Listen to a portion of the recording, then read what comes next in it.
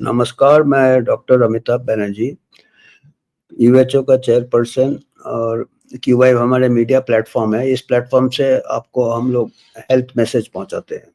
तो आज हम बात करेंगे एक मर्करी पॉइज़निंग। कई साल पहले जब हम शायद एमडी कर रहे थे तब हमने पढ़ा था कि 1960s के 70s 1960 में मर्करी जो पारा होता है, वो पॉइज़निंग पानी से हुआ था जापान में, मिनामाटा डिजीज़ कहते थे, मिनामाटा। वो ऑर्गेनिक मर्करी था, वो मिथाइल मर्करी था। पारा जिसको कहते हैं, अलग-अलग टाइप के होते हैं। मिथाइल मर्करी ऑर्गेनिक कंपाउंड था, पर मर्करी होता था उसमें।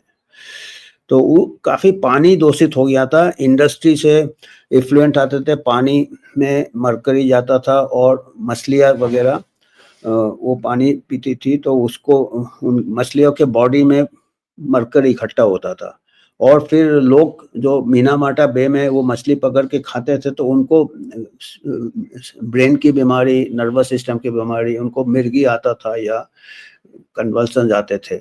तो ये पता नहीं चल रहा था, पूरा उस एरिया में सबको आ रहे थे। और बाद में कुछ शोधकर्ता ने देखा कि कुछ बिल्ली लोग भी ऐसे बीमार हो रहे हैं, वो भी ऐसे, उनको भी मिर्गी जैसा आ रहा है। तब उन्होंने बिल्लियाँ मछलियाँ खाती थी, तब उनको लगा कि शायद मछलियाँ में कुछ होगी। फिर पता चला, उन्होंने जब एनालिसिस किया तो मछलियों के शरीर से काफ़ी मरकरी, मिथाइल मरकरी ये मिला था उनको। और फिर ट्रेस किया कि वो इंडस्ट्री से मिथाइल मरकरी डिस्चार्ज हो रहा था पानी में। तो अभी इतने साल हो गए, अभी पानी का तो इतना नहीं फैलाव है। फिर उसको इंडस्ट्री को बंद किया या उसको एफ्लुएंट को रोक लगाया, तो काफ़ी फिर वो कंट्रोल हो गया और कुछ लोगों को हुआ था। पर अभी ऐसे हम सिचुएशन में हैं कि हम जो हवा में भी मरकरी आ रहे हैं। मरकरी लेवल, अभी एक शोध पब्लिश हुआ है, 6-7 साल स्टडी किया है। दिल्ली के सबसे हाईएस्ट लेवल मरकरी पाए गए और कई 3 शहरों में किया है। Mercury levels in Delhi high air में, हवा में। अभी सोचिए, पानी में तो ठीक है, कुछ लोग जल्दी, अब हवा में तो हम हवा तो सांस लेना ही पड़ेगा और हवा तो चारों तरफ फैलता है। Mercury level in Delhi air highest among 3 Indian cities. 3 city में किया था, दिल्ली, पूना, अहमदाबाद। कोई पूना में Indian institute of tropical metrology, उन्होंने 6 साल स्टडी किया था और मर्करी लेवल मेजर किया था एयर में, वातावरण में। और उनको दिल्ली में बहुत 3-4 गुना ज़्यादा पाए गए, जो कि इंटरनेशनल स्टैंडर्ड्स है। ये 6 साल का स्टडी में Indian institute of tropical metrology में इन्होंने जो स्टडी किया था, ये पाए कि जो लेवल है ये बहुत ज़्यादा है compare to Ahmedabad and Poona. हालांकि पूना अहमदाबाद के भी जो लेवल्स थे वो इंटरनेशनल स्टैंडर्ड से हाई है। ऐसा नहीं है कि वो पूना अहमदाबाद बहुत अच्छा है। ये देखिए, ये स्टैंडर्ड्स है। अहमदाबाद में 1.5 था नैनोग्राम, जो भी उनके यूनिट है, नैनोग्राम पर मीटर। और जो दिल्ली में क्या था, 6.9, मतलब 2-3 गुना ज़्यादा था कंपेयर टू 2.1। सॉरी, अहमदाबाद में 2 था, वहाँ पे 6 से ज़्यादा था, तकरीबन 7 करीब था दिल्ली में, नैनोग्राम ऑफ मरकरी पर क्यूबिक मीटर। और अहमदाबाद में 2.1 था और पूना में 1.5 था। इंटरनेशनल स्टैंडर्ड 1.3 है। मतलब देखा जाए तो पूना थोड़ा ज़्यादा है इंटरनेशनल स्टैंडर्ड से, अहमदाबाद और ज़्यादा है, और ये तो 5 गुना ज़्यादा है दिल्ली इंटरनेशनल जो स्टैंडर्ड्स है उससे। तो इसको, हमारे को ये चिंता वाली बात है कि इससे काफ़ी, हालांकि जो मिथाइल मरकरी जितना इतना शायद सीवियर न हो, पर मरकरी हमारे बॉडी में, अगर हम सांस में लेते हैं, हमारे लंग्स वगैरह इफेक्ट होते हैं और भी बॉडी के कई पार्ट से। देखिए, ये WHO ने इसको टॉप 10 केमिकल्स में, हार्मफुल केमिकल्स में इसका लिस्टिंग किया है 10।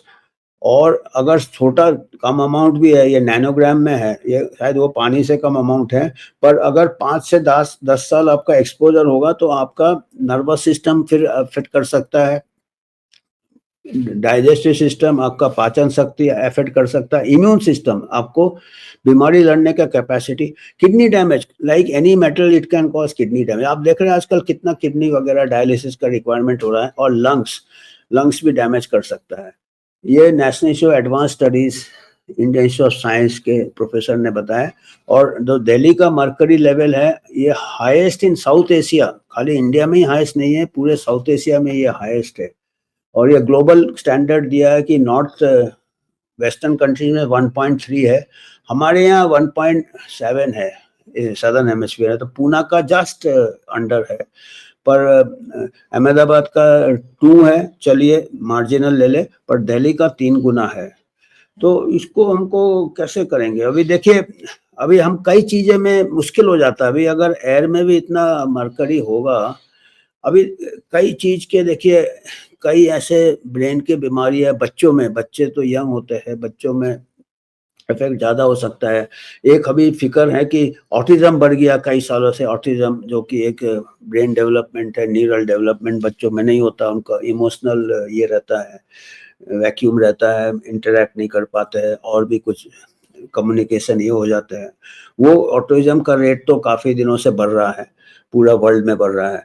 अब वो कई लोग बोलते इससे हो रहा, कई लोग बोलते उससे हो रहा, कई बोलते टीके में मरकरी रहता है, वो कंट्रोल में है थायामर्सल, उसके भी अभी शायद नए मेथड से करे तो शायद वो भी मरकरी हम कम कर सकते हैं, या और ये। पर अगर हवा में भी मरकरी होगा तो हमको ये सोच में मुश्किल हो जाएगा, हमको पता करने के लिए कि ये जो मरकरी के इल इफेक्ट्स हो रहे हैं वो अगर मेडिकेशन से हो रहा है या टीके से हो रहा है या एटमॉस्फेयर से हो रहे हैं। तो ये तो इंडियन इंस्टीट्यूट ऑफ जो ट्रॉपिकल मेट्रोलॉजी जो पूना बेस्ड है, 2018 से लेके 2024 तक इन्होंने स्टडी किया था, 6 साल। और इनका ये है कि मरकरी दिल्ली का सबसे ज़्यादा है, 3 गुना ज़्यादा है, जो कि नॉर्मल स्टैंडर्ड्स है, बेसलाइन। तो अभी हम तो ये करेंगे कि रिकमेंड करेंगे कि वहाँ पे जो लोग रहते हैं दिल्ली में कई साल से, उनका भी थोड़ा सर्वे करना चाहिए कि कोई हेल्थ इफेक्ट्स क्या क्या हो रहा है, दूसरे सिटी से कंपेयर कर सकते हैं कंट्रोल लेके कि जैसे इनमें लंग्स का प्रॉब्लम होता है मरकरी से, ब्रेन नर्वस सिस्टम का प्रॉब्लम होता है, और किडनी डैमेज होता है, ये सब ये होता है। और जो इंडस्ट्री, ये देखिए ये सब मरकरी, ब्रेन डैमेज होता है, लंग्स, इंटेस्टाइन, आंत, आपके इम्यून सिस्टम, आपका जो बीमारी लड़ने की शक्ति, और किडनी डैमेज। तो किडनी डैमेज का रेट देख सकते हैं कि दिल्ली का रेट कितना है, बाकी सिटीज का कितना है। फिर आपके हम देखते हैं कि रेस्पिरेटरी इलनेस ज़्यादा हो रहा है, फिर बोलते ये आ गया, महामारी आ गया, वायरस आ गया। पर अगर हमारा इम्यून सिस्टम ही कमज़ोर है, जो कि कई फैक्टर्स आ जाते हैं, तो हमको फिर महामारी के लिए हम और कमज़ोर हो जाते हैं, महामारी को सामना करने के लिए और कमज़ोर हो जाते हैं। तो ये इंडस्ट्री के ऊपर थोड़ा रोक लगाना चाहिए, फैक्ट्री इंस्पेक्शन बढ़ाना चाहिए, उनके एफ्लुएंट्स को टेस्ट देखना चाहिए कितना वो रिलीज कर रहे हैं, या फिर ये इतना एयर में कैसे आ रहा है, उसका कोई इंजीनियरिंग सोल्यूशन ही निकालना पड़ेगा, लीगल सोल्यूशन निकालना पड़ेगा कि फैक्ट्रीज को आप फाइन कीजिए या रेजिडेंशियल एरिया से दूर रखिए। तो it will require all three, medical ये मॉनिटरिंग करने के लिए कि हेल्थ के क्या इफेक्ट है, दूसरा आएगा engineering to reduce the emissions वगैरह जो है, और तीसरा आएगा लीगल मेजर्स, और ऑफ कोर्स चौथा है आपका public participation and social activism. तो आज हमको ये मैसेज देना था, यूएचओ ऐसे ही कुछ मुद्दे सामने लाने की कोशिश करता है जो कि आगे लोग ले जाए इसको। और धन्यवाद, आज हमको इसका ऊपर आपका ध्यान लाना था। और ये हमारा आपको अगर कुछ योगदान करना है, ये एक रजिस्टर्ड बॉडी है, कोई फार्मा स्पॉन्सरशिप नहीं, कोई पॉलिटिकल अफिलिएशन नहीं, इंडिपेंडेंट रहना चाहता है अपने सिटीजन के हेल्प से। तो आपको अगर कुछ योगदान कर सकते हैं तो हम इसको, जो भी हमारा फंड अगर रेज होगा तो हम इसको हेल्थ रिसर्च में ही इस्तेमाल करेंगे। धन्यवाद।